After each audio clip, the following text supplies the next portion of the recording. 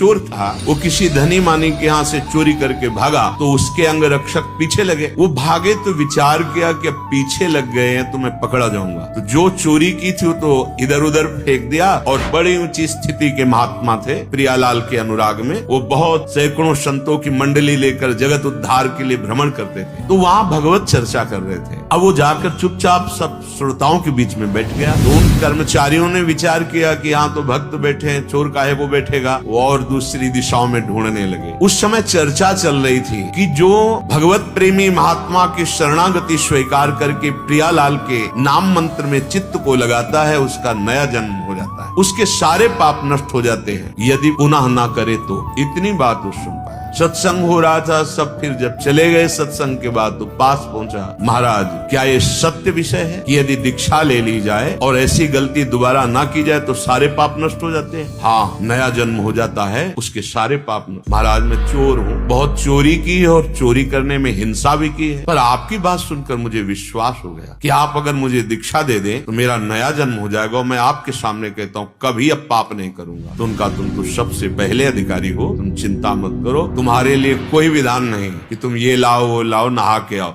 अभी तत्काल कंठी बांधी और कहा आज से मंत्र जपो, तुम्हारा नया जन्म हो गया। सुबह तिलक लगाए निकला। अब वो खोजे ही में थे, सैनिक जन तुरंत पकड़ लिया, ये वही है जो चोरी किया था। धनी ने भी देखा, हाँ यही है, चोर है। वो बोले मैं चोर नहीं हूँ, मैंने इस जन्म में कोई चोरी नहीं की। अरे बोले बात बनाता, राजा के पास ले गए। उस समय सत्य को प्रमाणित करने के लिए एक प्रक्रिया होती थी। हाथ में नवीन कोमल पीपल का पत्ता, उसके ऊपर कच्चा सूत और उसके ऊपर जला हुआ लोहे का लाल ऐसे फार वो रखा जाता है। अगर वो धागा झुलस गया तो तुम असत्य हो, और अगर नहीं झुलसा तो 7 कदम चलो और फेंक दो, तुम सत्य हो। ऐसा उस समय पद्धति थी। ये कहें कि यही चोर है और वो कह रहे थे कि मैंने इस जन्म में चोरी नहीं की, वही प्रक्रिया हुई। ऐसे रखा और मन में निश्चय किया, गुरुदेव आपने कहा था दीक्षा के बाद नया जन्म, और उच्च स्वर से बोला इस जन्म में मैंने चोरी नहीं की, और 7 कदम चला, फार फेंक दिया, झुलसा भी नहीं। अब राजा ने कहा इस धनी को फांसी की सजा दी जाए, क्योंकि इसने ऐसे शुद्ध वैष्णव को चोर कहा और यहाँ आकर दंड देने का विधान। अब वो बोले महाराज फांसी मत दीजिए, सही कह रहे हैं। बोले आप कैसे सही मान सकते हैं, आपको तो प्रमाण दे दे। बोले इस जन्म में चोरी नहीं की, पीछे जन्म में की थी। बोले कल की बात है, तुम पीछे जन्म। हाँ तो शाम के हमारा गुरु मंत्र हुआ है, पूरा रहस्य बताया।